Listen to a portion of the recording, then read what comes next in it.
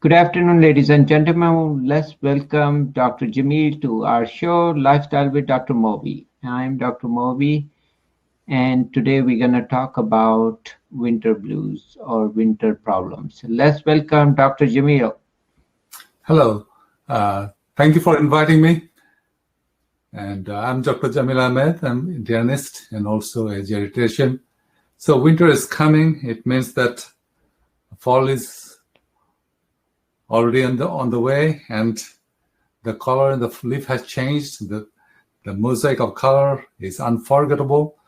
But at the same time, we know what comes next. The temperature will start to dip down, and the colorful leaves will leave us soon. And the cold temperature brings some specific issues that we deal every year. And unavoidable, but we have to know what's expected and we have to deal with it. Like all animal, in winter, our temperature also dips slightly. It's a part of our evolution. And when the temperature drops a little bit, there's some correlation with our immune system. So people tend to get more diseases. Some diseases are more common in winter and expected. Give an example. In a cold weather, we all get sore throat. It can be viral, like you call strep throat. It can be the dry, cold air, and sometimes allergies, which is very common. If it's not infection, just gargling with a salt water, it will be enough. But if you have an infection like a strep throat, you will need an antibiotic, and probably you need to see a doctor to make sure that you have a strep throat, because we don't want to use antibiotic unnecessarily to treating every sore throat which is not infection. Bad thing that happens at that time is a pneumonia, which can start as a viral infection. Then it can turn into a bacterial pneumonia, which is serious with a high fever, chills, and sometimes confusion in the older people. So we see that it is not uncommon that will come with a shortness of breath, like you with a COVID infection, COVID-19, and the people will get a pneumonia from it after virus infection is gone, probably. So it is a problem that you have to deal. And if you have pneumonia, you better see a doctor, because you will need some good antibiotic to control it, and also give some breathing treatment to help you to breathe better, because your oxygen may drop.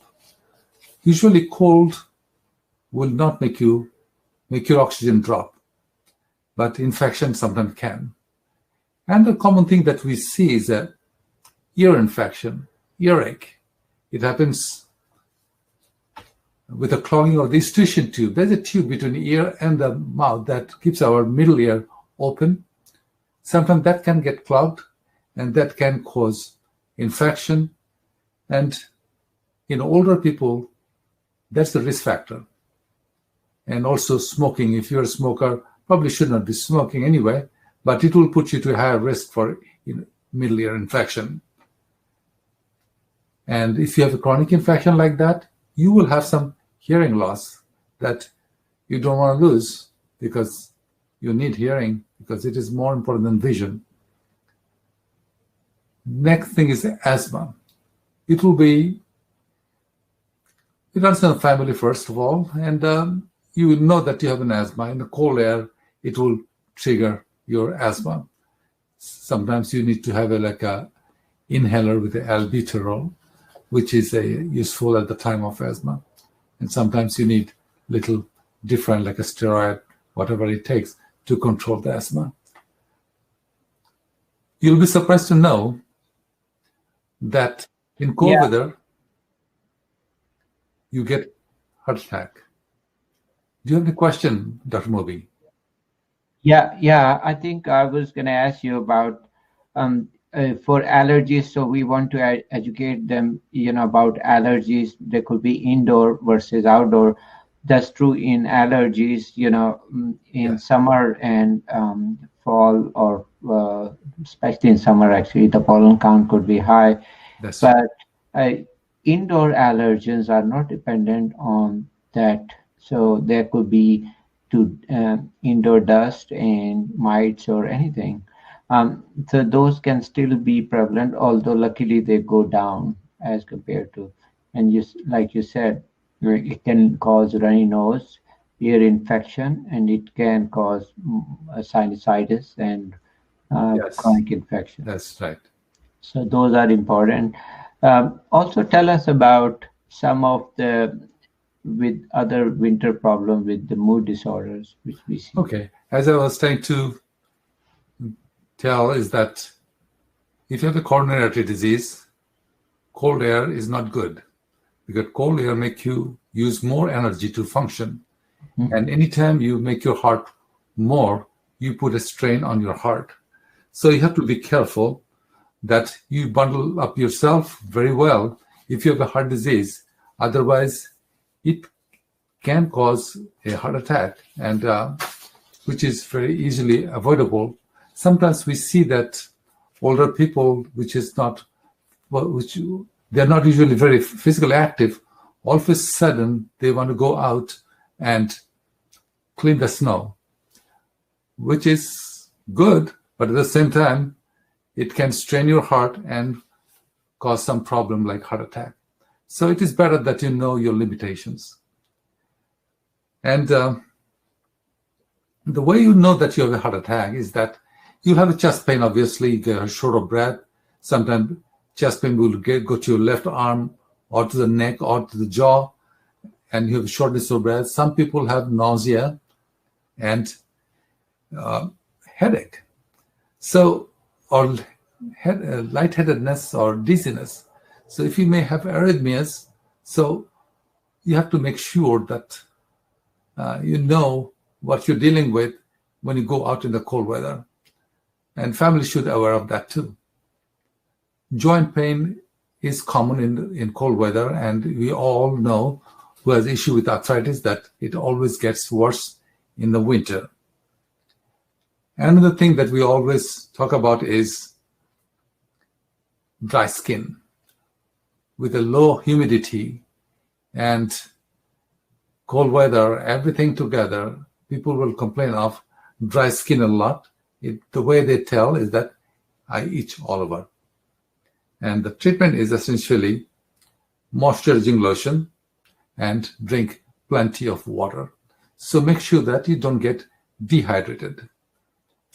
And another major issue that we get, we call seasonal affective disorder. I will go back to that, and I will ask Dr. Moby whether he has any questions.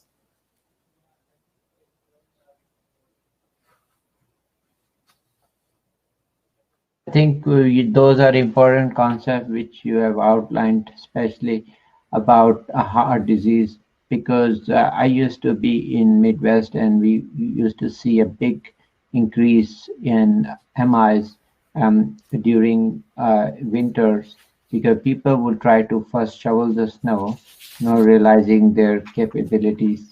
So all their season, they never actually did any exertion or anything workout, and all of a sudden they want to shovel the ice or snow, and that's a lot of workout. So they kind of underestimate their stamina, and they could, guess what, have a heart attack. The other problem we used to see was they would go for deer hunting or something and then try to lift those, and all of a sudden, and not to mention pneumonia.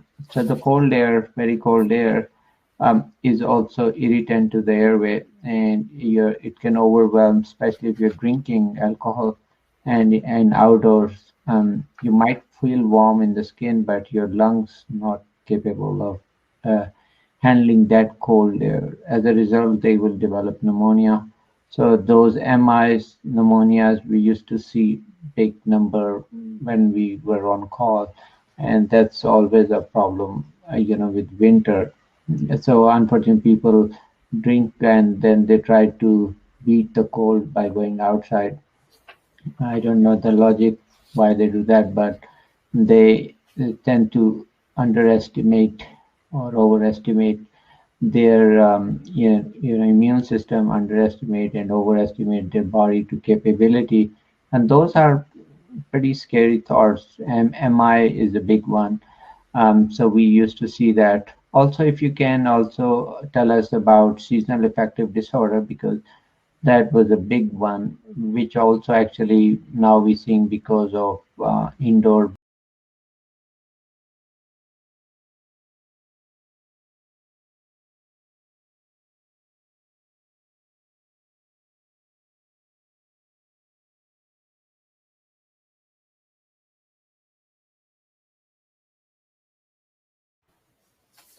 Okay, we are back, Dr. Jamil. Let's catch up with the seasonal affective disorder. Well, as I was trying to talk about the seasonal affective disorder, this time of the year, people start complaining that they feel depressed, they don't have energy, they have trouble sleeping, they feel hopeless, and have trouble concentrating on things that they did easily before. In some extreme case, they even thought about killing themselves. So this suicidal thought. So it is not a simple thing. It is not. It's a difficult thing for a lot of people. We call it winter depression. And during this time, some people will oversleep. Some people will be loss of appetite, and some people will be eating more and start to gain weight. Similar thing can actually happen in spring and summer, and we call it summer onset affective disorder. Complaints are the same, but the number of people who have this summertime depression is much less compared to the winter time. So we always talk about winter more than summer issues. Complaints are the same. It's like we are getting too much weight, losing too much, gaining too much weight, can sleep, anxiety, agitation, having difficulty with family. So to find out why it happens, we all have a biological clock in our system. It changes with the sunlight, triggers our body to do a lot of things that we even don't know. And there is a chemical called serotonin. The serotonin is in our brain that communicates with other systems in our body. We call them neurotransmitters. That time of the year, they found that our serotonin level tends to go down. So we use a lot of medication to bump up the serotonin. Another thing is called melatonin system that we think of sleep. That's also get changed and subdued. So it is kind of difficult thing for a lot of people because, all of a sudden, they don't know what's happening to their body. It is happening inside their body. If you think that who gets the SAD, strangely, that almost 10% people who has a SAD has a diagnosis of bipolar disorder. So it is a psychiatric illness, and people who has a seasonal affective disorder tend to have bipolar disorder, depression that they may not know. Who gets it? Like a female, they get more than man, usually young adult, and they have family history like anything else. And the depression and bipolar disorder, as I told you already. And further you live away from equator, there seems to be more issue with this seasonal affective disorder. Why we should look into this thing and why it's important? Because there tends to be a lot of alcoholic in this group. They also have ADHD, bulimia, anxiety, panic disorder, or personality disorder. So it is a mixed bag of psychiatric illness, and that stays with a seasonal affective disorder. Sometimes we do not treat them because we don't know them. So if somebody has a seasonal affective disorder, probably should, or we should, look into underlying reasons, whether they need to be treated more seriously. If you have multiple comorbidity, they tend to get more. And understandable, probably their health is not good, they're not feeling well, on the top of the inside the body and the brain is going haywire. So if you get a seasonal affective disorder, how long we should be expecting to last? 40% of the times is a year. So in a year, or 40% of the time it will last. So it's a long time, not 1 day or 2 days. And 70% of the times it will return next year. So not everybody will get it next year, but it can come back, jump a year or two and come back again. Only 15% of people will get better completely. So as I tried to illustrate before that, when you see a seasonal affective disorder, it's just not a single entity. It is a part of depression, bipolar disorder, and things like that. There's two types of bipolar disorder. One is type 1 and the type 2. If you have a manic phase, you call type 1. And treatment is essentially the same, like you treat them with an antidepressant, your psychotherapy, and light therapy. It's very important that we maintain a sleep cycle. Make sure that you sleep on time, get up on time, you exercise 4 hours before the sleep, and you try to avoid caffeine, alcohol, or smoking. And don't go to bed hungry, because we don't want to get up early in the morning and because you're hungry, and some relation with hunger and hypoglycemia, not feeling well, is there. And try to take measures to get some worry off your head. Sometimes you write it down so that you can think about it tomorrow, so you don't go to bed with thinking about things that you cannot solve that night. Exercise is very important. You exercise every day. Even if it's a cloudy day, you still do it, because you have to maintain a system or a organization in your life, day and night cycle. And also, what kind of exercise? Lifting is not that type of exercise will help you.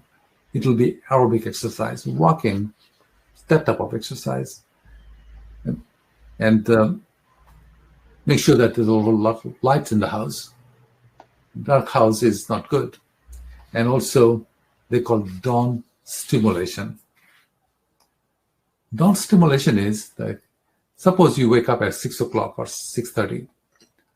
Half an hour before, you turn your light on slowly, so that body can sense, your eye can sense that there is some lighting going on.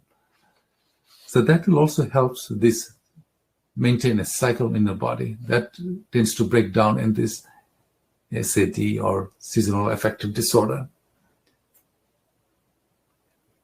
And the medication that we use, as I told you, that it is an antidepressant. Most commonly, they call SSRI, which is the most common medicine used nowadays, and like Prozac, Paxil.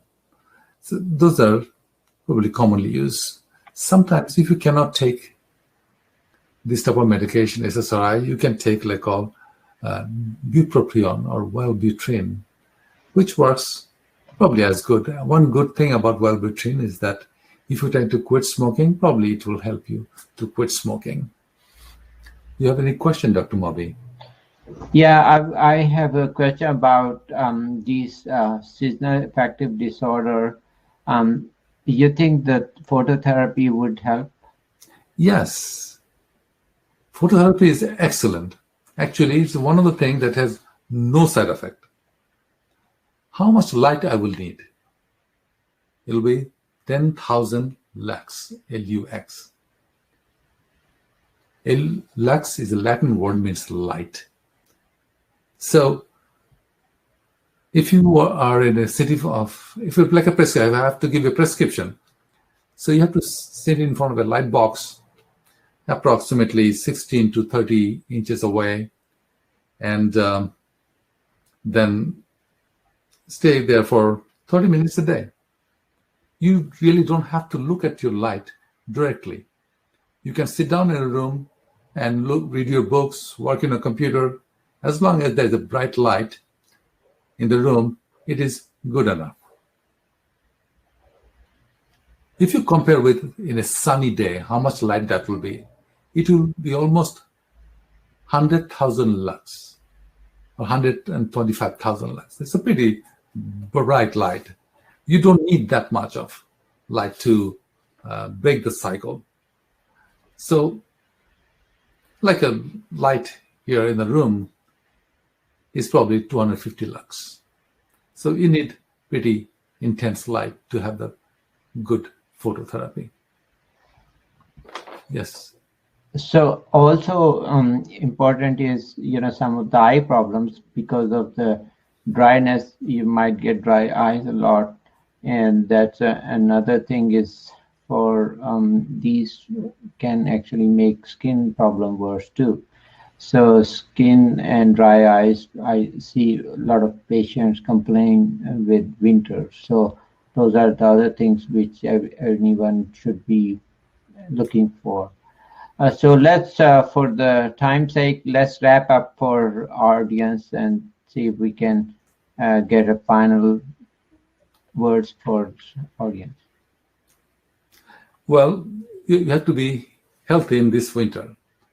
As we all practicing hand washing, it will help to stop the spread of the disease, all kind of disease, virus especially. And cover your mouth when you sneeze, drink a lot of water, and take a lot of rest, because rest gives your body some immune system. If you're overworked, not having sleep, it's not good for your health. And when you're going out, make sure you bundle up, because sudden change of temperature is not good. We're not used to being in a change of temperature that fast. And if you live in an area which has a low sunlight, please have some vitamin D, which is good for you different ways. It's good for your bone and also good for your mind. So if you're good for the infection, immune system, and we are talking about this a lot in our recent COVID virus pandemic. Phototherapy is a good option and it's a safe option. So it should be tried along with psychotherapy, medication, and everything. If you do all things together, your response is much, much better compared to doing one at a time. In that sense, at the end, I can tell you one thing. It's a Japanese thing to say. One kind word warms 3 winter months. It means that we always should be nice to each other, and that will make our life easier for everyday life. Thank you. Well, thank you for coming, and it was a great learning experience. And thank you for watching our show. Give us feedback, send us Twitter message or Facebook, whatever you like. And thank you for watching our show. Thank you, Dr. Jamil, for coming on, and take care. Thank you.